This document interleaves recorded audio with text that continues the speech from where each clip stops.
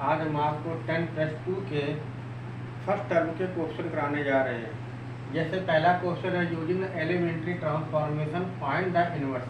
अब इसका इनवर्स निकालना है तो हमें करना क्या पड़ेगा कि a इक्वल टू आई और a ले लें।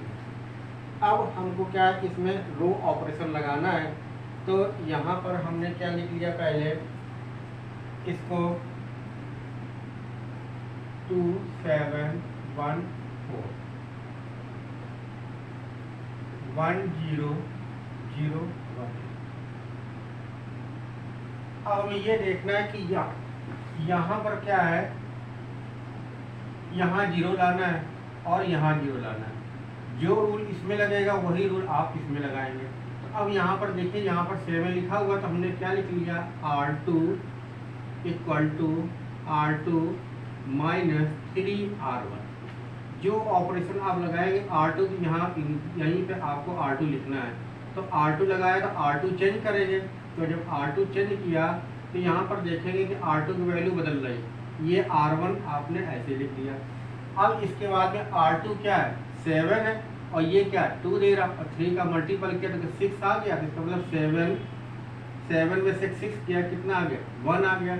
अब ये क्या R2 4 है, 3 माइनस किया तो यहाँ कितना आ गया, 1 आ गया। इसी प्रकार इसमें आपने लगाया कि R1 तो ऐसे लिख दिया, R2 चेंज करना, 0 में से -1 गया तो कितना आ गया आपके पास, -3 आ गया। फिर R2 क्या है 1 में से 0 गया, कितना आ गया, ये 1 आ गया। तो ये करते कैसे, जैसे मान लो आपने मान लिया कि जैसे इसी टर्म को सॉल्व करना है, तो आप क्या करेंगे, R2 यहाँ पर क्या दे रहा है, 7 दे रहा है, और माइनस लगाया। अब R1 क्या है 3R1, तो R1 क्या है 2, तो 2 मल्टीपल 3 तो कितना गया, 7 माइनस 6 आ गया, तो कितना आ गया 1। तो वही टर्म यहाँ पर लिखी गई है। इसी टाइप से इसमें है। अब देखो इसमें क्या दे रहा है, R2 4 दे रहा है, आपने 4 लिख दिया, फिर माइनस लगा दिया, फिर 3 क्या R1 क्या है 1, तो 4 माइनस 3 कर दिया तो कितना आ गया 1, तो ये भी 1 आपका आ गया। जो रूल इधर लगाया वही रूल आप इस साइड लगाएंगे।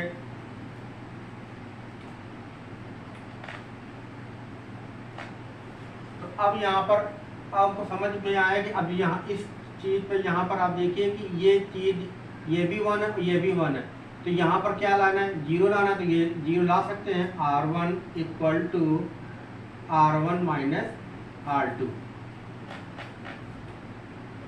R1 minus R2। तो अब इसको माइनस कर दीजिए, इसमें से इसको माइनस किया, 2 में से 1 गया 1 आया, 1 में से 1 माइनस किया तो 0 आ गया, ये 1 और ये 1 ये लिख दिया। इसी टाइप से इसमें कर दिया। अब R1 लाइन चेंज हो रही है, तो इसमें इसको माइनस करेंगे, कितना है 1 माइनस 3 कितना आ गया 4 आ गया। इसमें इसको माइनस करेंगे, कितना आ गया -1 आ गया। अब ये आपने लिख दिया -3 और ये 1, यानी R1 लाइन हमने चेंज की है। अब हमने क्या किया कि ये टर्म यहाँ 0 लाना है। जब यहाँ 0 लाना तो इसका मतलब क्या हुआ कि जो R2 की वैल्यू क्या है, R2 इक्वल टू हम ये लिख देंगे R2 माइनस R1, यानी इसमें से हम इसको माइनस करेंगे, यानी R1 लाइन जो है वो आपकी चेंज नहीं होगी।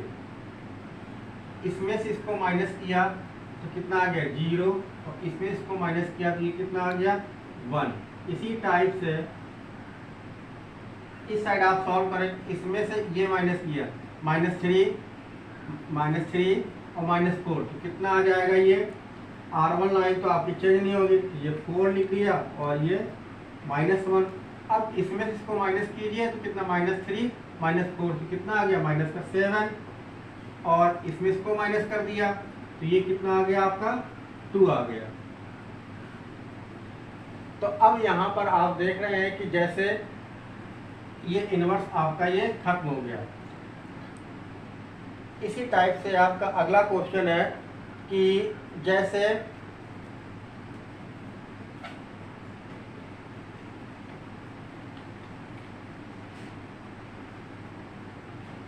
अगला दिया गया find the all point in discontinue function, यानी find the all point discontinue.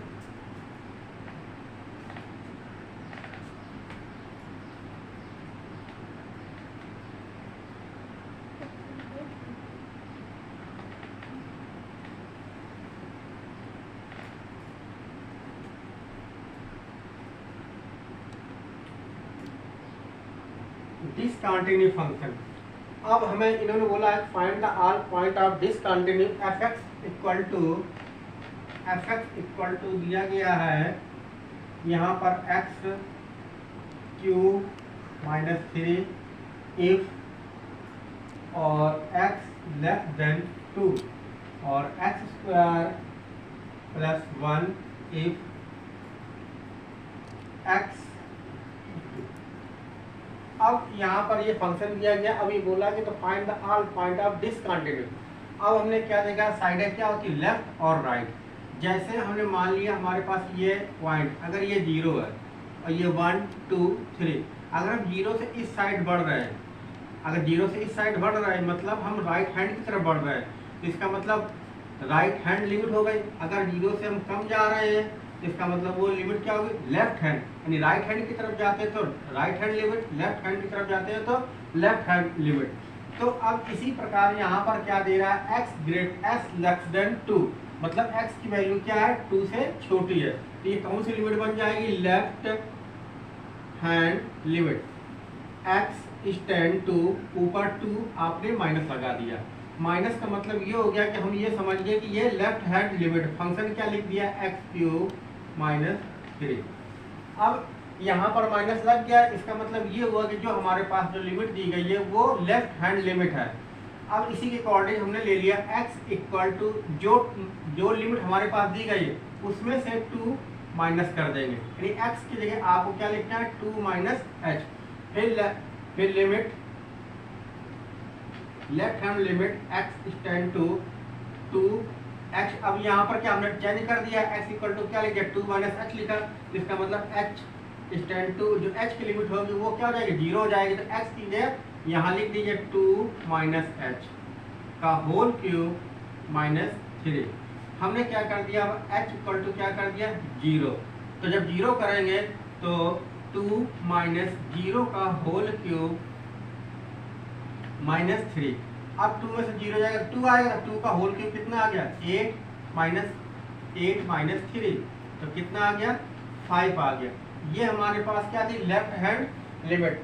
अब x की वैल्यू क्या है, ग्रेटर देन बोल रहा, मतलब हमारे पास लिमिट क्या आ गई, राइट हैंड लिमिट आ गई। तो राइट हैंड लिमिट के लिए क्या करेंगे कि हमको पता है राइट हैंड लिमिट, तो x स्टैंड टू 2 ऊपर प्लस लगा दिया, 2 अगर ऊपर प्लस लगा दिया इसका मतलब ये हो गया कि ये जो फंक्शन है राइट हैंड, फंक्शन क्या दे रहा है, एक्स स्क्वायर प्लस 1। फिर आपने ले लिया x, ये प्लस लगा इसलिए 2 प्लस h लगा देंगे। अब फिर जब यहाँ x की वैल्यू बदल रही तो लिमिट भी बदलेगी, तो हमारी लिमिट क्या हो जाएगी, लिमिट h स्टैंड टू 0 और वैल्यू फिक्स पुट कर देंगे, x की जगह 2 प्लस h का होल स्क्वायर प्लस 1। तो अब h की जगह क्या रख दिया, 0 लिख दिया। तो जब h की जगह 0 लिख देंगे तो 2 का स्क्वायर कितना आ जाएगा, 4 प्लस 1, तो ये कितना आ गया, 5 आ गया।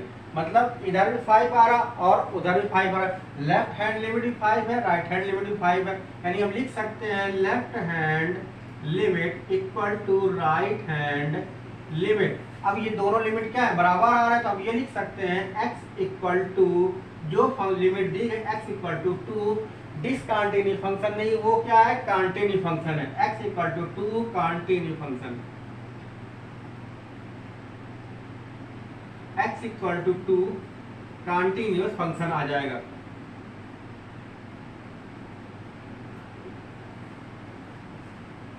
इसी प्रकार से आपका अगला क्वेश्चन है,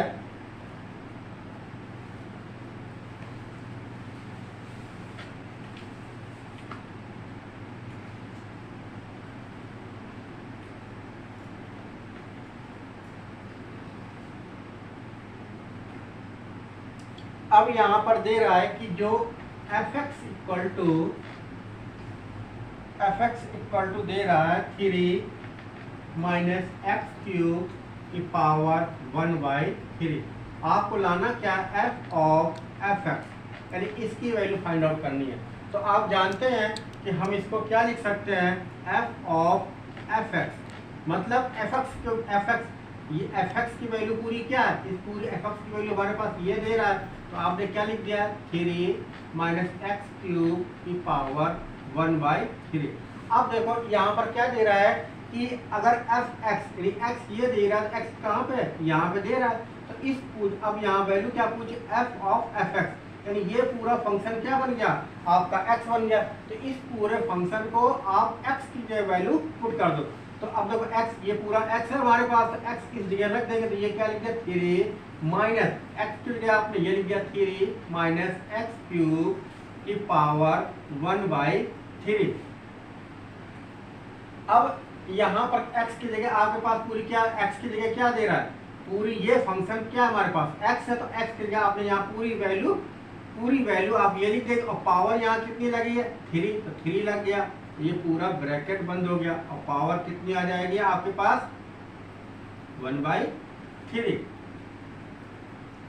अब देखो कि जैसे हमारे पास ये फंक्शन दे रहा है, अब ये फंक्शन क्या है कि जैसे मान x की जगह आपने पूरी वैल्यू क्या रखी, ये हमारे पास ये पूरा क्या है, x है, तो x की जगह आपने पूरी वैल्यू के x की जगह ये चीज रख दी आपने, तो ये से ये क्या हुआ, कैंसिल आउट हो गया। तो अब क्या करेंगे कि ये 3 हुआ, 3 माइनस 3 प्लस एक्स क्यूब, ये आ गया, ये कैंसिल आउट हो गया, और ये क्या 3 ले रहा, तो ये कैंसिल हो गया, तो इसकी वैल्यू क्या आ गई आपके पास, x आ गया।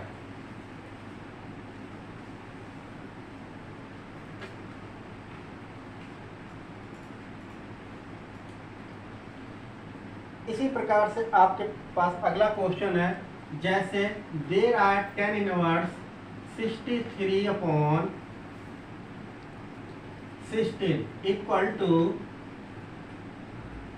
sin इनवर्स 5/13 प्लस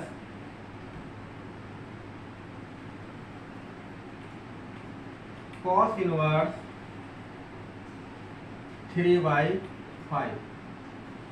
अब यहाँ पर ये देखें कि जैसे यहाँ पर फंक्शन क्या दे रहा है, 10 में दे रहा है, और ये फंक्शन क्या दो, साइन में और कॉस में। तो हम करते हैं क्या कि इस साइन फंक्शन को हमने 10 में बदल देंगे, और इस कॉस फंक्शन को भी आप 10 में बदल सकते हैं। जैसे मान लो हमने मान लिया ये साइन दे रहा है, तो ये ट्रायंगल हमने बना लिया, ये जब ट्रायंगल बना लिया तो साइन बराबर क्या होता है, p/h, मतलब p कितना आ गया, 5 आ गया, h कितना आ गया, 13 आ गया। पाइथागोरस थ्योरम लगा दिया, तो पाइथागोरस थ्योरम के अकॉर्डिंग ये कितना आ जाएगा, 12 आ जाएगा। तो अब यहाँ से 10 की वैल्यू निकाल लो, तो क्या बन जाएगी, 10 इनवर्स 5/12 आ गया। इसी हिसाब से ये बना लो, ये जैसे ट्रायंगल ये हमने बना दिया, तो ये देखिए साइन कॉस क्या होता है, बेस अपॉन हाइपोटेनस, ये 5 आ जाएगा, ये कितना आ गया, 4 आ गया। तो अब यहाँ पर क्या है, ये हमारे पास 3 दे रहा है, और ये कितना है, 5 आ जाएगा, और ये कितना आ जाएगा, 4 आ जाएगा। पाइथागोरस तो आपको पता ही है क्या होता है, x square equal to p square plus b square. तो अब h देखो कितना दे रहा है, 5, तो 5 से कितना हो गया, 25। p का p कितना दे रहा है नहीं पता है, बेस क्या दे रहा है, 3 का 9 आ गया, तो 25 minus 9 equal to p square, ये 16 आ गया, ये रूट लगा देंगे, तो ये कितना आ जाएगा, p इक्वल टू कितना आ जाएगा, 4 आ जाएगा। ये आपकी ये वैल्यू आ गई। अब हमने अब यहाँ से 10 वैल्यू निकाल ली, तो 10 बराबर क्या होता है, p/b, यानी 4/3। ये फंक्शन, इसके बाद ये हो गया। अब आपके पास क्या है, फार्मूला लगाएंगे।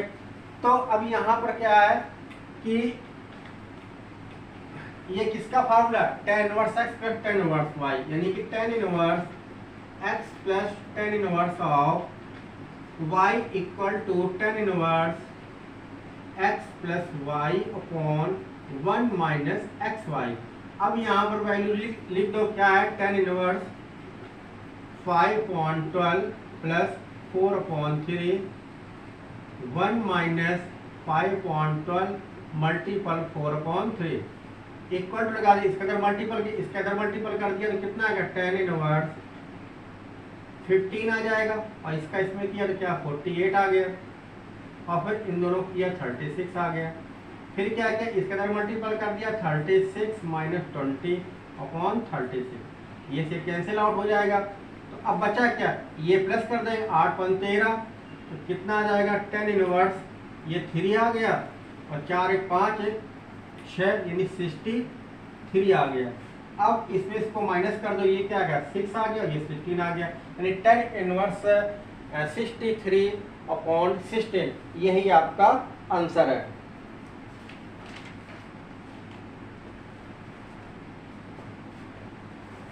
इसके बाद आपका नेक्स्ट क्वेश्चन है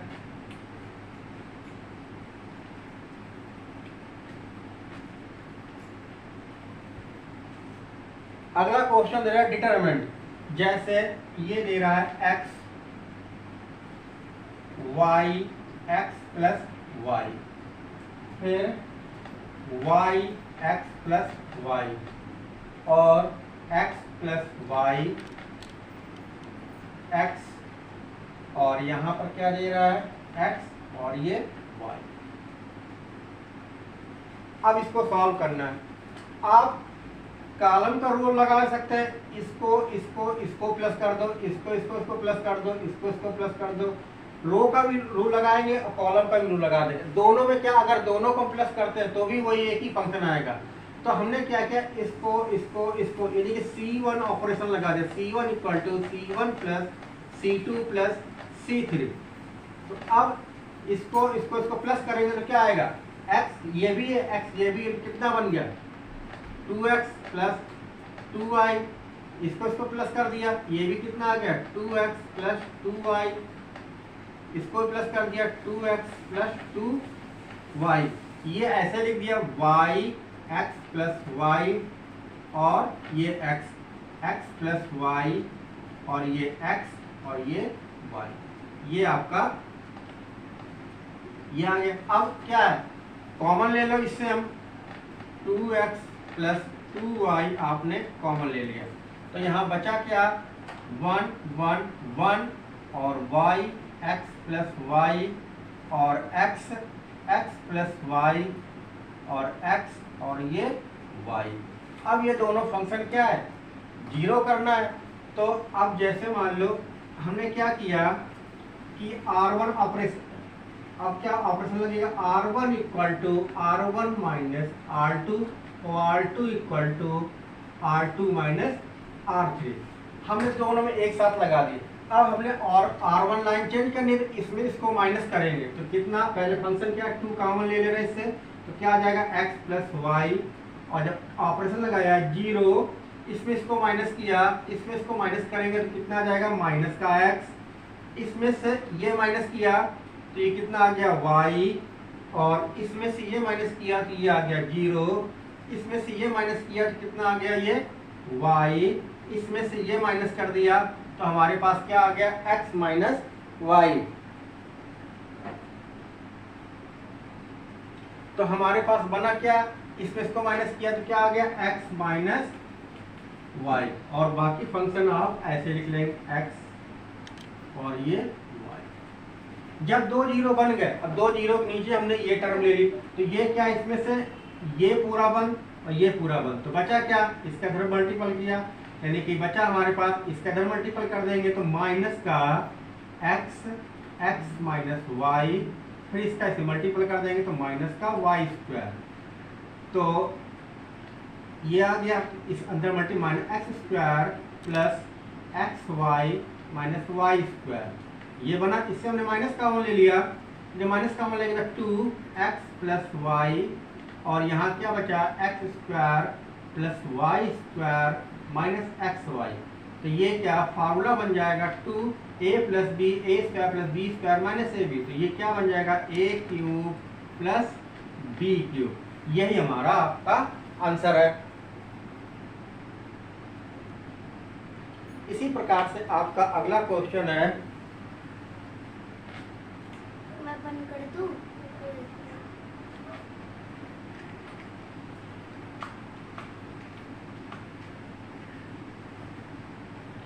अगला दे रहा है y इक्वल टू लिखा है x प्लस 2 की power x plus 3 sorry x plus 3 लिखा हुआ x प्लस 3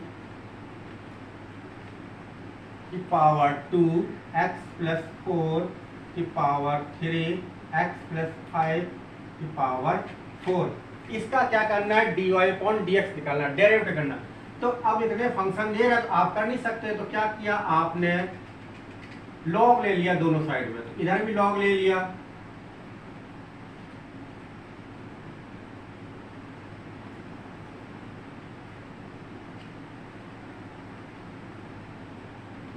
अब क्या है, लॉग में मल्टीपल लगा, लॉग में मल्टीपल जितने भी टर्म होते हैं उनको आप क्या करते हैं, प्लस कर देते हैं। इसको प्लस कर दीजिए, फिर 3, फिर लॉग x प्लस 4 की power 3 plus log x plus 5 की पावर 4। अब लॉग m इंटू एन लगाया तो पावर आगे आ गई, 2 log x plus 3 plus log x plus 4 plus 4 log x plus 5, और इधर भी लॉग ले लिया। अब आपने क्या किया, डेरिवेटिव का साइन लगा दिया, d upon d x of log y equal to 2d upon d x log x plus 3 plus 3d upon d x log x plus 4 plus 4d upon d x log of x plus 5। अब यहाँ पर क्या है, log y का 1 upon y d y upon d x equal to 2। अब log x का पहले derivative किया, लॉग एक्स क्या था 1 अपॉन एक्स, तो ये फंक्शन क्या आ गया, नीचे आ गया, यानी x प्लस 3 आ गया। फिर आपने क्या किया, इस फंक्शन का डेरिवेटिव किया, x प्लस 3 का, तो x का डेरिवेटिव क्या था 1, 3 का तो 1 नहीं आया, 3 का तो कांस्टेंट वैल्यू 0 हो जाएगी। इसी प्रकार से इसमें 3 अपॉन ये टर्म नीचे आ जाएगी x प्लस 4, इसी प्रकार 4 अपॉन x प्लस 5। अब y फंक्शन आप दूसरी साइड में जो dy upon d x equal to y, ये 2 upon x plus 3 plus 3 upon x plus 4 plus 4 upon x plus 5। आइए यहाँ पर क्या है, y की वैल्यू लिख दो, तो y की वैल्यू क्या है, x प्लस 3 का होल स्क्वायर, x प्लस 4 का क्यूब, x प्लस 5 की पावर 4, और ये लिख दो 2 upon x plus 3 plus 3 upon x plus 4 plus 4 upon x plus 5। ये आपका डेरिवेटिव आ गया। इसी टाइप से आपका अगला क्वेश्चन है